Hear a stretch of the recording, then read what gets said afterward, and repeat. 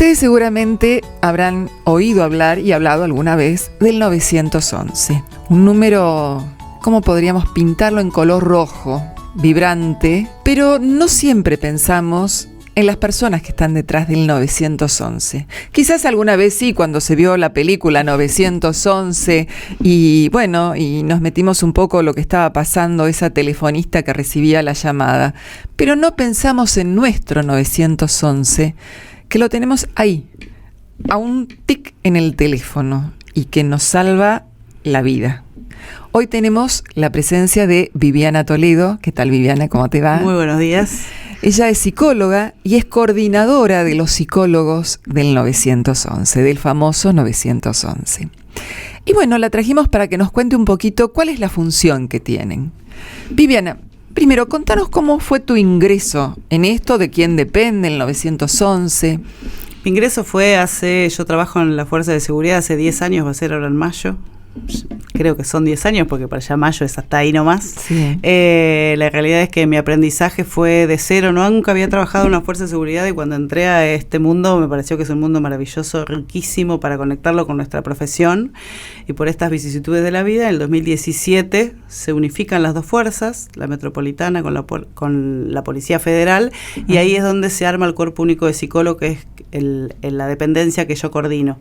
Ahí somos al día de la fecha 75 aproximadamente profesionales de salud mental que nos dedicamos a diversas tareas para la fuerza. Una de las tareas, que es una muy importante y una gran pata de nuestro trabajo en emergencia, es el Gabinete de Atención Psicológica en Emergencias, que es el GAPE, lo llamamos nosotros, que es el que está en el 911. En el 911 la tarea que tiene específicamente es asistir al ciudadano en situaciones de emergencias. Por ejemplo, y alguno quizás se lo ha topado, tiene un accidente de tránsito, el policía que está en vía pública entiende que ahí le resultaría beneficioso para su intervención, asistencia para las personas que están ahí involucradas. Entonces los psicólogos se acercan a vía pública, atienden en primeros auxilios psicológicos a los damnificados, familiares, ¿no? Hacen el nexo con el SAME, que muchas veces está ahí también con sus profesionales. Trabajamos muchas veces en equipo, en vía pública, con las otras fuerzas que también intervienen en emergencia, y una vez que se asiste y la situación está en calma, ¿no? Las personas derivadas a los nosocomios, etcétera, los psicólogos vuelven a base, le decimos nosotros, claro, que es al 911, y ahí tienen otra tarea además de esta. Una es la de vía pública y otra es la de el sostén a estos operadores, ¿no? Que es terrible el trabajo. Es tremendo. Es como, vos nombraste la película y hay una similitud, ¿no? Los operadores hacen este trabajo. ¿Cómo son seleccionados los operadores? Y hay momentos y momentos en los que van siendo seleccionados, a veces por concurso, algunas se abren directamente las convocatorias y van ingresando al lugar. Se trata de capacitarlos en la medida de lo posible. ¿Se les exige algún tipo de conocimiento previo? No, la realidad es que no se les exige conocimiento previo, con lo cual la idea es formarlos en el lugar. La realidad es que se les da bastante capacitación en lo técnico, ¿no? Tienen todos unos sistemas me imagino, que hay que aprender, pero más allá de eso lo que tratamos de darles bastante fortaleza en lo emocional, ¿no? Porque hay que estar ahí sosteniendo. Sí, aquel que ha llamado al 911, porque la realidad es que uno llama al 911 creo que para casi todo. Yo puedo decir un ejemplo personal. En la semana pasada se incendió el contenedor de la puerta de mi casa. ¿Y dónde tuve que llamar? Al 911. Hay un choque en la esquina y uno llama al 911. Hay un robo y uno llama al 911. Y siempre es increíble la templanza que tienen los operadores, porque tratan de mantener un tono neutral. Tal cual. Cosa que evita que quien a que está llamando se altere más de lo que está. Tal cual. Y tienen como un listado de preguntas para hacer, de modo que ellos puedan intervenir o que tenga que intervenir quien corresponde con la mayor cantidad de datos. Ni tampoco utilizan palabras superfluas que puedan aumentar esta conversación. Tal cual. Que a veces, y esto lo charlábamos antes fuera de micrófono, uno llama porque hay un señor durmiendo en la puerta de su casa. Y yo considero que es molestar al 911. Pero ¿a dónde vamos a recurrir si no es a ellos? Tal cual. Entonces es creo que muy importante esta formación para las cosas tontas o cotidianas, como también cuando reciben estos mensajes terribles. Tremendos, tremendos. Nosotros los ayudamos bastante. Digo, a ver, la función del gabinete ahí es cuando el operador, ¿no?, atendió un llamado difícil y entendamos que es una emergencia real, sí. En la que, digo, a través de sacar los datos, como vos decís, toman los datos, se despacha, ¿no?, los recursos necesarios. Mientras tanto, lo que suele hacer el psicólogo es, el operador le deriva la llamada a los psicólogos que están en el gabinete para que el profesional pueda sostener a esta persona hasta el arribo del móvil, o incluso a veces el estado de alteración es tan alto que esta persona no le puede dar los datos necesarios al operador para que desplace el móvil. Entonces tratan de no descender los niveles de angustia, de enojo, de miedo, para que la persona pueda brindar los datos necesarios para que los recursos sean desplazados y la persona pueda ser asistida. O sea que esa es otra de las tareas. De la manera que nosotros ayudamos también a los operadores es no en el momento de la emergencia en sí, sino, digo, cuando no hay emergencias, ¿no?, se trata de capacitarlos. Ese es otro de los gabinetes que tenemos, de capacitarlos y darles herramientas para que ellos tengan esta fortaleza de sostener los llamados. Claro, porque también hay que contenerlos. Aquel que recibe una llamada de una persona que, no sé, que está en el medio de un incendio, o que ha sufrido un accidente grave o un ataque, la templanza que tiene que tener el operador es muy grande. Es muy grande. Pero después queda cargado con toda esa emoción. Exactamente. Nosotros lo que hacemos para tratar de prevenir esto, ¿no?, daños futuros a estos operadores, tenemos lo que nosotros llamamos espacios de ventilación, ¿no? Si hacemos que tenemos grupos en los que hay algún profesional que está ¿no?, en Hornos, que es donde están ellos ubicados, y lo que ofrece es esto, ¿no?, que ya sea de un operador o varios, ¿no?, a veces varios reciben el mismo tipo de llamados, es que puedan ir a ventilar las emociones que sintieron en ese momento, ¿no? Es como un espacio de descarga en el que pueden drenar todo esto de la tensión de sostener. Estos llamados duran por límite 2 minutos. Claro. Pero en 2 minutos puede pasar una vida. De todo. Una vida en tensión. Entonces los ayudamos también a que esto pueda ser drenado para que, digo, puedan seguir trabajando de una manera saludable, ¿no? Claro. Que eso es lo difícil, y no quedar con esta tensión acumulada, porque también, como creo que vos nombraste en un ejemplo, también a veces reciben muchos insultos y bronca. Sí. La gente, digo, es la persona que atiende, entonces es también el trabajo de despersonalizar esto, ¿no? Sí, no uno muchas veces, por ejemplo, cuando llama, no sé, una compañía de electricidad, dice, bueno, le dice al operador, usted no tiene la culpa, pero a alguien se lo tengo que decir. Tal cual, acá pasa exactamente lo mismo, ¿no? Digo, el operador, por supuesto que no tiene la culpa de lo que está sufriendo la persona, pero es la voz que está ahí del otro lado. Claro, que responde. Tal cual, entonces también muchas veces recibe esto, ¿no? Muchas broncas, enojos, y esto también hay que aprender a cómo trabajarlo para disociar y no caer en el engaño, ¿no?, de nuestra mente de responder, claro. Responder, exactamente. Así que eso es parte del trabajo que se hace en el 911. La verdad que, digo, explicitado así parece como es un trabajo, digo, no menor, pero hay muchos llamados en el día, muchos. Los operadores atienden a veces hasta 500 llamados por día, por turno, ¿no? Están 12 horas en cada turno. Muchas horas. Muchas horas. Entonces la realidad es que es un trabajo, pesado. Sí, es que realmente no pensé que estuvieran 12 horas por turno, me imaginaba que estarían 4 horas. No, son turnos largos que por supuesto después tienen muchas horas compensatorias, más de descanso, ¿no? Claro. Son 12 por 36, si no me equivoco, y van rotando, o sea que se le suma la cantidad de horas, que es un trabajo rotativo. Todos sabemos que los trabajos rotativos también influyen a lo emocional, porque uno el ritmo cuesta ir acomodándolo. Muchos sí son jóvenes, son bastante jóvenes, entonces también son sus primeras experiencias. Entonces quien se adapta y se forma, la realidad es que los operadores son muy buenos, porque es esto, ¿no? Es gente que por ahí sin experiencia aprendió todo desde el cero, así que digo, hay equipos que son muy buenos. También hay rotación, digo, la realidad es que hay rotación. ¿Cuánto tiempo puede estar está en años un operador trabajando? La realidad es que se trata de que no estén muchos años, ¿no? Lo mismo que los profesionales que están en el área de emergencia. Nosotros tratamos que no estén tantos años. Ahora la realidad es que la emergencia también tiene algo que a la vez es atractivo, ¿no? Claro. Y por ejemplo en el GAPE, que es nuestro gabinete de psicología ahí en Hornos, hay profesionales que hace 30 años que están, con lo cual tienen muchísima experiencia, pero bueno, quizás los operadores no llegan a tanto, hay mucha gente joven, están un par de años y a veces se rotan a otras dependencias para como cambiar la temática y también cambiar el aire, ¿no? Claro. Y renovar, así que eso es lo que se trata. No está muy claro cuánto tiempo, pero se trata de que no estén ahí permanentemente ahí, porque no deja de ser un trabajo desgastante, por más que uno... Insalubre. Tal cual, por más que uno ponga todos los cuidados del mundo, no deja de serlo. Tal cual, no deja de ser desgastante y uno pone mucha energía y mucho cuerpo se pone. Claro. Viviana, hacemos una pequeña pausa y continuamos. Y seguimos charlando con Viviana Toledo, coordinadora del Cuerpo de Psicólogos del 911, y estábamos hablando del tiempo, digamos, que podía permanecer un operador en su trabajo. ¿Qué es lo que los moviliza en general para ingresar en un tipo de tareas así a los operadores?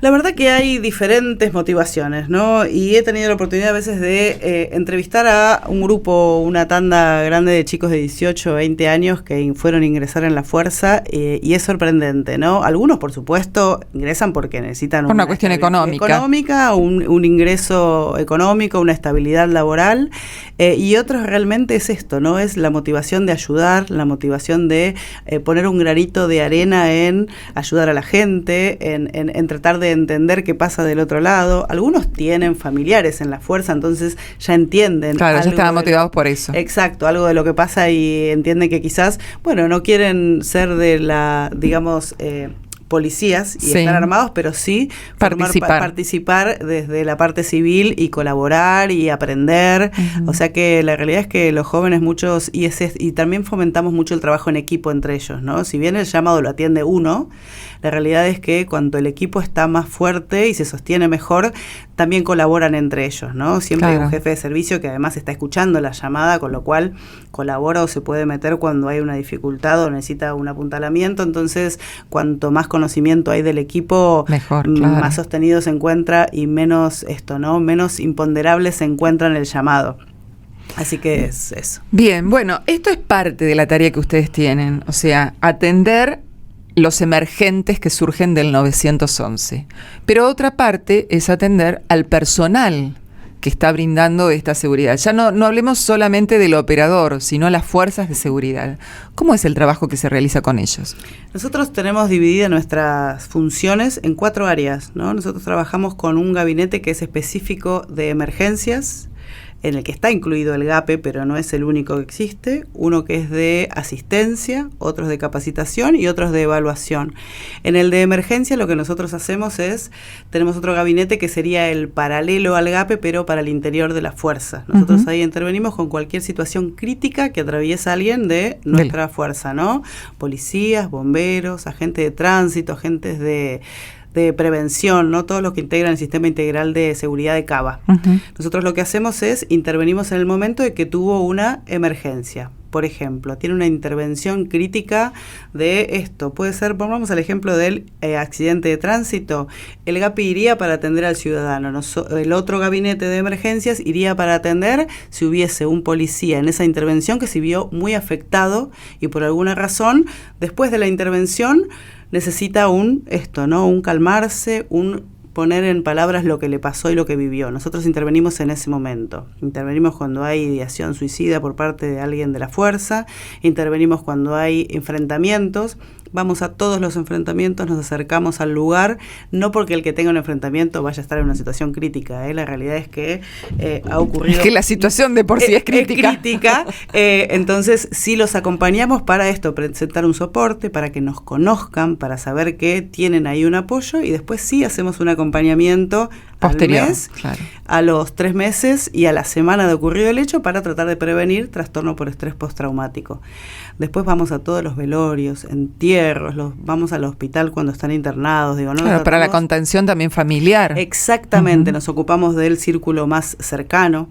Después tenemos el gabinete de asistencia. El gabinete de asistencia, nosotros no hacemos tratamiento dentro de la fuerza para el personal de la fuerza, pero sí los acompañamos, hacemos monitoreo de las dificultades que tienen, pensando en la prevención. Nosotros lo que menos queremos es que haya gente en junta médica, ¿no? La famosa carpeta psiquiátrica. Queremos que no lleguen a ese momento, entonces tratamos de colaborar antes. Por supuesto, si hay alguien que necesita tratamiento, también lo ayudamos a que consiga su turno fuera de la institución, en la obra social que nos corresponde, etcétera. Digo, los tratamos de acompañar y el último recurso es la licencia médica, ¿no? A eso se trata de llegar. La realidad es que el trabajo es y fue complejo de sacarnos el mote a los psicólogos de evaluadores, ¿no? Claro. Y que nos dejaran de tener miedo esto de acercarse y decir, no voy a ir al psicólogo, me van a desarmar. Digo, entendiendo los riesgos que eso implica también, ¿no? Es menos dinero, menos adicionales, digo, es agregar un problema. Con lo cual nosotras estando adentro sabemos que es el último recurso que nosotras tenemos, ¿no? Primero es ayudar a esta persona al acompañamiento. Claro. Para que gane recursos, ¿no? Sí. Para seguir trabajando y solucionándolo. Y también para enfrentar que si tiene un problema, decirlo. Exactamente, ¿no? A perder el miedo que, digo, no es solo en la fuerza, simplemente que acá... En todas partes, ¿no? en todas estigma partes. de la salud mental sí. es complejo, ¿no? Como vos dijiste, es un estigma. Exactamente, podemos hablar de algo que nos pasa en una mano...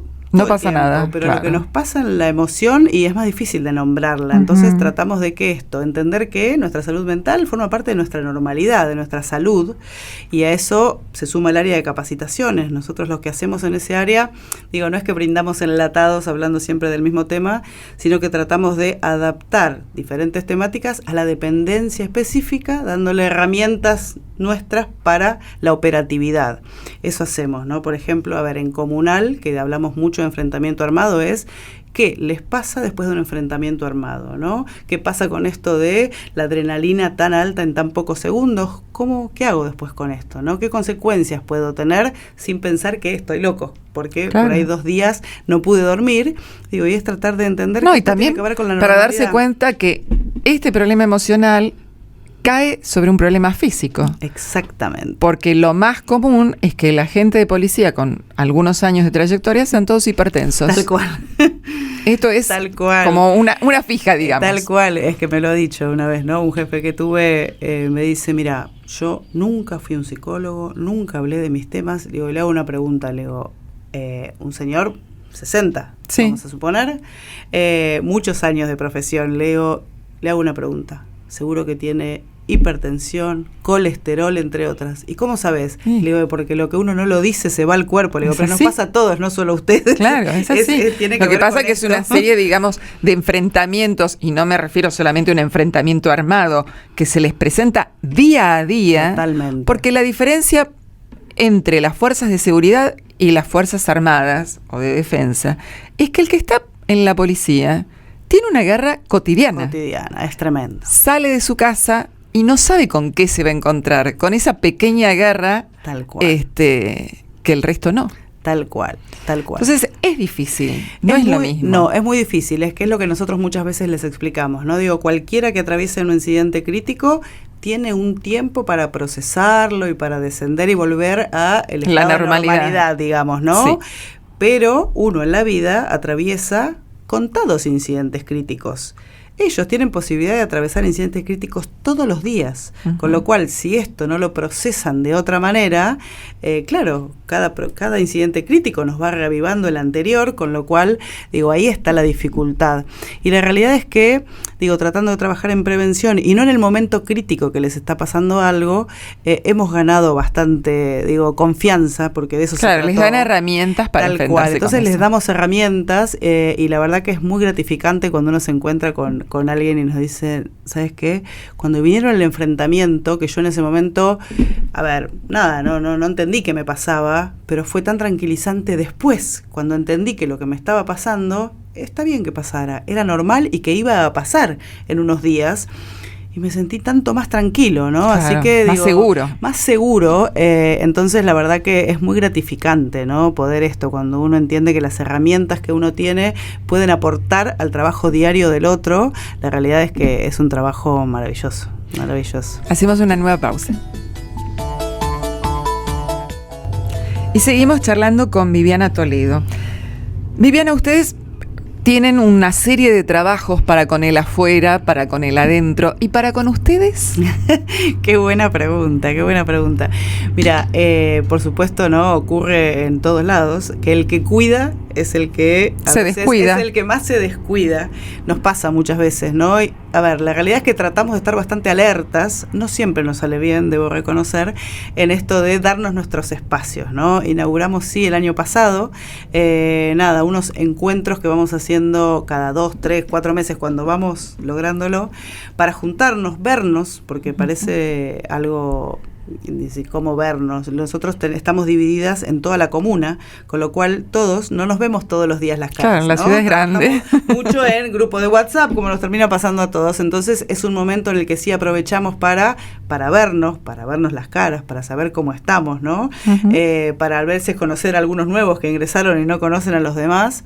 Y lo que tratamos de hacer es, primero, capacitarnos en temáticas que nosotros, esto van cambiando y van modificándose, ¿no? También en el tiempo, modalidades de intervención que vamos entendiendo que quizás no es la mejor manera, y ahí es cuando las ponemos como en palabras, ¿no? Las vamos perfeccionando, y además a veces invitamos a gente de afuera, ¿no? A que nos capacite a nosotras en otras temáticas que creemos que nos van a servir o que nos van a dar más herramientas.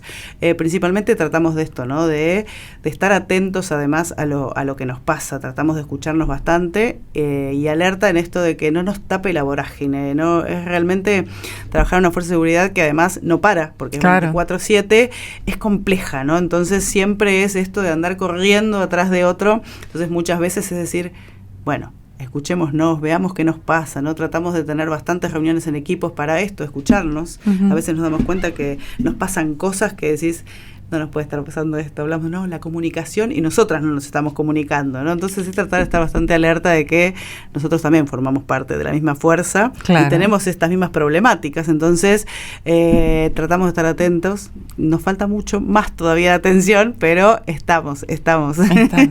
Y decime, con todos estos años de experiencia, y acá te voy a pedir algo que, bueno, no debería ser, ¿cómo evaluás la salud mental en general, por todos estos llamados que hay al 911, por ver con el trato con la gente? Hemos caído profundo, nos hemos levantado un poquito, porque la realidad es que la vida cotidiana nos golpea mal en cada instante. Todo el tiempo. Por lo tanto, estas situaciones límites, podría decirse, a veces son peores. Sí, yo creo que hay algo igual que hizo un clic, fue la pandemia, ¿no? La pandemia fue un momento complicado que yo creo que al día de hoy nos vamos dando cuenta de muchas de las cosas que nos pasaron. Nosotros en la época de la pandemia trabajamos muchísimo porque intentamos acompañar a todas las personas de la fuerza que iban que tenían que salir a trabajar, que estaban aisladas, que tenían que salir a trabajar, ¿no? Con todo esto también intervenimos con ciudadanos, ¿no? Hemos brindado asistencia a las personas que estaban en los hoteles también.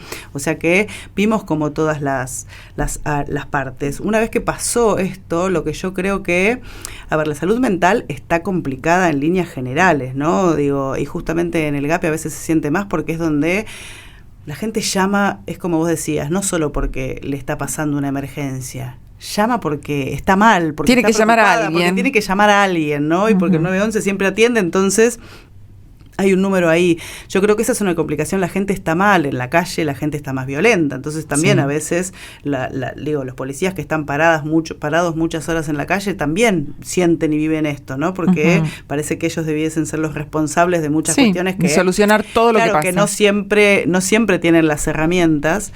Yo creo que esa es una dificultad, pero otra que creo que fue positiva también que trajo la pandemia, es que nos dimos cuenta de que existía una salud mental de la que ocuparse, ¿no? Porque, si bien siempre lo supimos, seguíamos viviendo, ¿no? No duele. Y como no duele, no se ve, entonces... Claro, no pasa nada. Claro, vamos siguiendo. Y yo creo que, si hay algo para rescatar es eso, ¿no? Que más allá de que siento que hay mucho para trabajar, porque además hay otra dificultad con la que nos topamos nosotros mismos cuando queremos derivar a alguien a que haga terapia o incluso psiquiatría, es la salud, las instituciones están colapsadas en cuanto a salud. Entonces, por ahí conseguir un turno con alguien de salud mental es complejo también. Es difícil.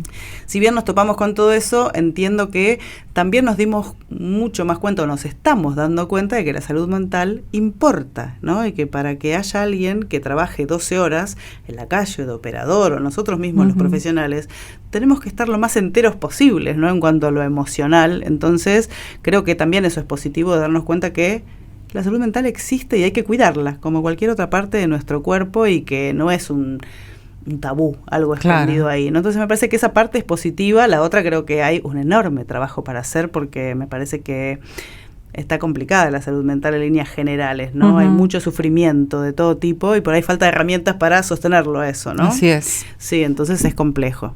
Sí. Viviana, te agradezco mucho. Bueno, has visibilizado un poco el 911, le hemos puesto una cara y lo que pasa detrás del 911, que no es, como dije en un principio, solamente un número en rojo. Tal cual.